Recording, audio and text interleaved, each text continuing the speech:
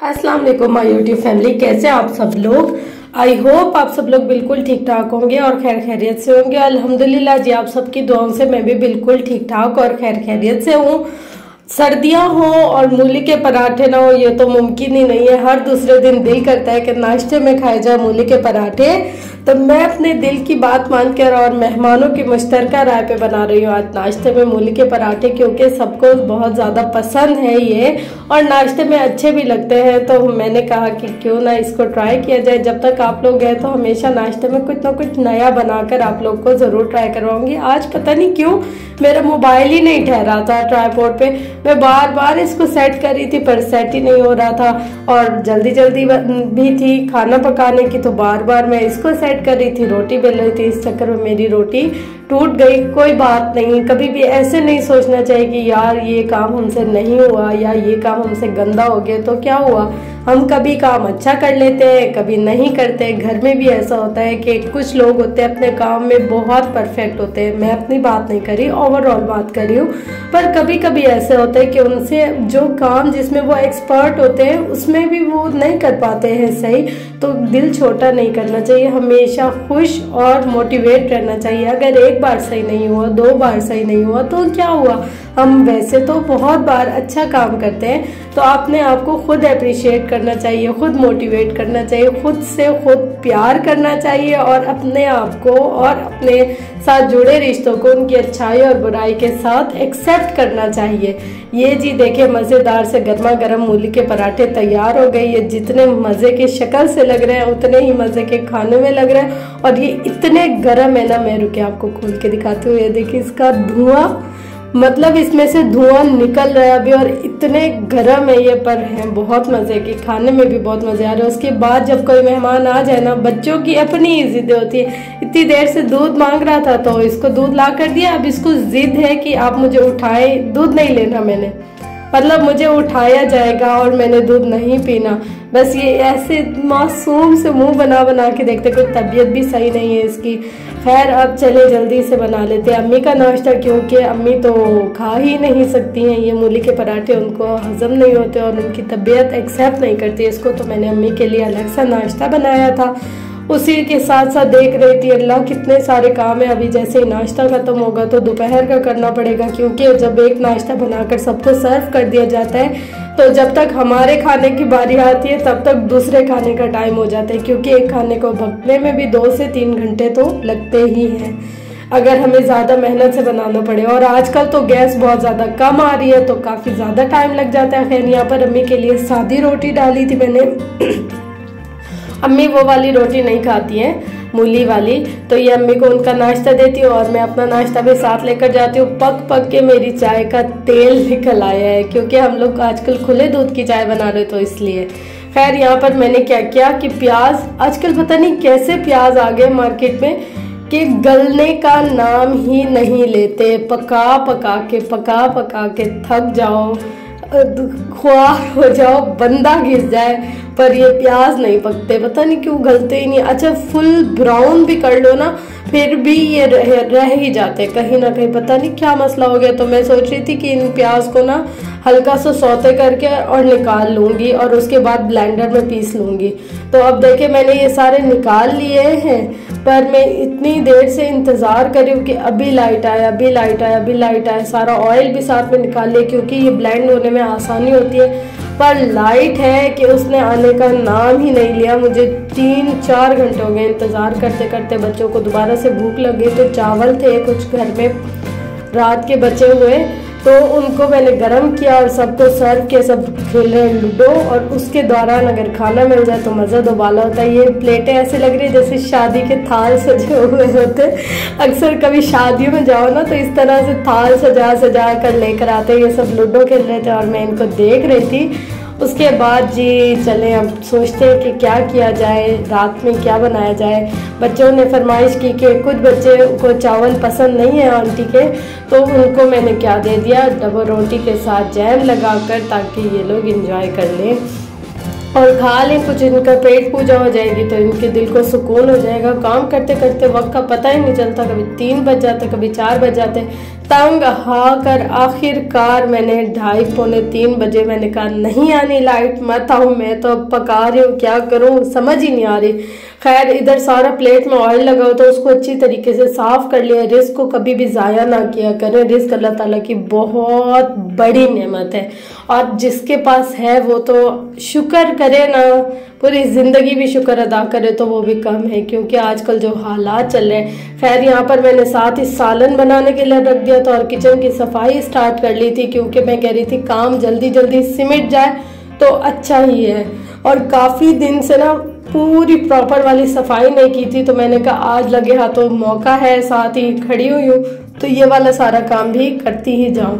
बर्तन धोकर सेट कर लिए थे टोकरे में, अब जब सूखेंगे तो ही इनको रखूँगी और इतने देर में मैं इसकी शेल्फें वगैरह साफ़ कर लेती हूँ। कभी कभी चीज़ें बहुत परेशान करने लग जाती है जब जल्दी हो ना हमें, क्योंकि मामू का भी फ़ोन आ गया था कि शाम में चलेंगे।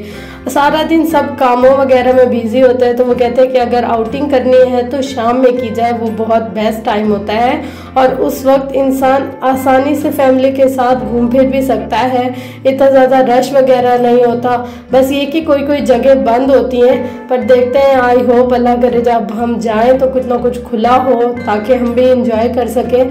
बस जल्दी जल्दी मैं काम ख़त्म करी हूँ, किचन बहुत ज़्यादा गंदा हो गया। अच्छा 1 या 2 बंदे हो ना फिर भी कुछ होता है कि सिमट जाता है, जब सब कोई आ रहा है, कोई जा रहा है, कोई बैठ रहा है, कोई उठ रहा है, बच्चे पानी गिरा रहे हैं, बड़ों से कोई चीज़ गिर रही है, तो ना ही तो चूल्हा साफ़ हो सकता है हमारा, ना ही तो किचन साफ़ हो सकता है। मतलब दिन में तो डेली करते हैं एक बार, मगर फिर भी जैसे ही पकने करने का काम स्टार्ट होता है तो वैसे ही किचन गंदा होना शुरू हो जाता है। कोई बात नहीं, अल्लाह ताला का लाख लाख शुक्र है, अल्लाह ताला ने ये वक्त भी दिया। और मेहमान तो बहुत किस्मत से आते हैं और जिनके घर आते हैं उनके घर अल्लाह ताला की रहमत आती है। तो हम लोग बिल्कुल भी मेहमानों की वजह से फेडअप नहीं हुए हुए। बस जो गैस और जो लाइट ने तंग किया हुआ है ना, गैस तो बिल्कुल होती नहीं। अब तो 8 बजते हैं और गैस चली जाती है, इसलिए 8 बजे से पहले पहले अपने सारे कामों को मैनेज करना पड़ता है कि कौन सा काम कब कैसे करें। उसके साथ ही फिर मैं सालन चेक कर रही थी कि कितना पक गया है। आज क्या बना रहे हैं हम, शलजम गोश्त। तो यहाँ पर मैंने शलजम को भी पीसना था, पर अभी समझ में नहीं आ रही कि कैसे बनाऊँ। ये मैं फर्स्ट टाइम बना रही हूँ, मैंने पहले कभी भी नहीं बनाए।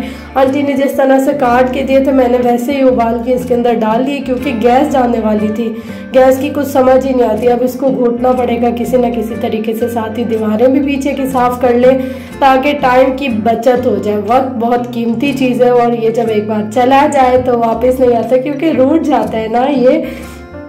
खैर अल्हम्दुलिल्लाह फॉर एवरीथिंग जो भी हमारे पास है। बस इन शॉर्ट ये कहना चाहिए, कभी कभी इंसान बहुत नाशुक्री करने लग जाता है और अल्लाह ताला इन बातों से बहुत नाराज़ होता है। चूल्हा भी साफ़ हो गया, किचन भी साफ़ हो गया, जिन रुमालों से सफाइयाँ की है वो भी धुलने के लिए रख दिए, नीचे का फर्श भी साफ़ कर लिया है।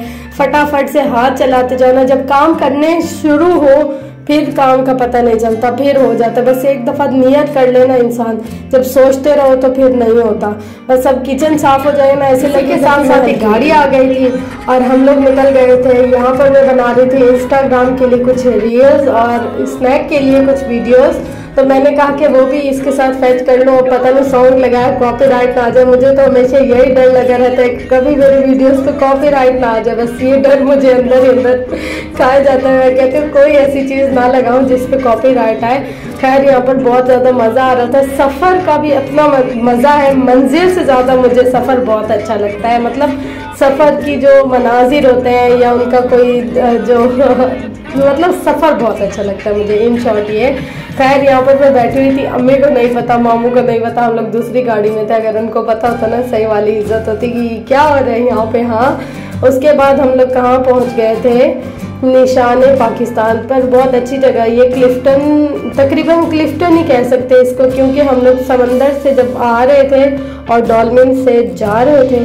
हाँ मतलब क्लिफ्टन और डॉल्फिन के रास्ते में ही आता है निशाने पाकिस्तान। बहुत अच्छी जगह है यहाँ पर फैमिली के लिए, बच्चों के लिए।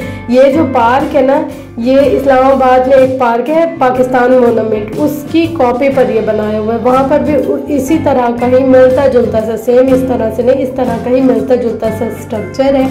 और वहाँ पर तो खैर म्यूज़ियम भी है और काफ़ी और चीज़ें भी हैं, और वो जगह बहुत खूबसूरत है। ये भी उसी की ही तर्ज पे बना हुआ है। ये भी जगह बहुत खूबसूरत है। हर इलाके का अपना एक रूप होता है, या हर इलाके की अपनी एक पहचान होती है। वो पहाड़ी इलाका है, वहाँ पर ऊंची नीची सी जगह और इस तरीके से बनाई हुई है, और ये थोड़ा सा ज़मीनी एरिया है तो यहाँ पर इस हिसाब से बनाया गया है। पर बहुत खूबसूरत लग रहा था। यहाँ पर जो भी हमारे आर्मी वगैरह के हैं या जो भी हमारे जो लेजेंड्स हैं उनकी पिक्चर्स वगैरह और उनके साथ उनकी हिस्ट्री लिखी हुई थी। यहाँ से खड़े होकर बंदा समंदर को देख सकता है सीढ़ियों से ऊपर जाकर। और ये फहद मान और इदरीस खेल रहे थे, उनकी वीडियो बना रही थी। फिर ये पापड़ वाला आ गया, कहीं बाहर जाए और ये पापड़ ना खाए कैसे हो सकता है भाई। मुझे तो बहुत अच्छे लगते हैं। ये दे रहे थे 50 के 2, तो मैंने भी लिए, तक्को ने भी लिए और आंटी वगैरह ने भी लिए। यहाँ पर मुझे लगता है कि इनका कोई म्यूज़ियम है, पर हम लोग क्योंकि रात के टाइम आए हैं तो ये बंद था शायद, क्योंकि मैं जब वीडियो बना रही थी तो यहाँ पर ताला था। वैसे यहाँ की टिकट है पर पर्सन, बड़ों के लिए आई थिंक 40 रुपीज़ और छोटों के लिए 20, ये शायद सबके लिए 20 है। खैर इधर टिकट है, मुझे इतना कंफर्म है। बस ये थोड़ा सा पार्क था और आगे थोड़ा सा ग्राउंड और खाने पीने का सामान था। वहाँ से घूमते घूमते हम लोग आ रहे थे तो मामू ने कहा कि यहाँ पर एक मंदिर है, बहुत ही तारीखी मंदिर है काली माता का, और यहाँ पर हिंदुओं के अलावा किसी को जाने नहीं देते हैं। तो मैं देखता हूँ जाकर कि शायद से हमें जाने दें, पर एक तो उस मंदिर में हिंदुओं के अलावा किसी को जाने नहीं देते क्योंकि वो उनकी मुकद्दस जगह है। जैसे हमारी मस्जिद में कोई नहीं आ सकते गैर मुस्लिम, इसी तरह से मुस्लिम उनके मंदिर में नहीं जा सकते। और दूसरी बात ये कि रात बहुत हो गई थी तो वो मंदिर बंद हो गया था। हालांकि हम लोग कराची में काफ़ी टाइम से रह रहे हैं और हमें नहीं पता कि यहाँ पर एक मंदिर है। तो बस फिर हम लोग वापस आने लग गए थे घर के लिए। और यहाँ पर देख रही थी इतनी प्यारी लोकेशन, बहुत साफ सुथरा एरिया, बहुत ही तकरीबन कोठियाँ ही थी यहाँ पर और बंगलोज वगैरह थे। तो मैं अम्मी को बता रही थी, अम्मी देखिए कितनी खूबसूरत जगह और कितने बड़े बड़े से घर हैं। तो अम्मी मुझे ये बता रही थी कि बेटा कभी भी बड़े घरों को देख कर ना आप उनसे इंस्पायर नहीं हुआ करें, क्योंकि हमें क्या पता महलों के अंदर के हालात क्या है। जब दौलत आती है तो सुकून नहीं रहता इंसान की ज़िंदगी में, बीमारियाँ आ जाती है। तो अल्लाह जिस हाल में रखे, खुश रहना।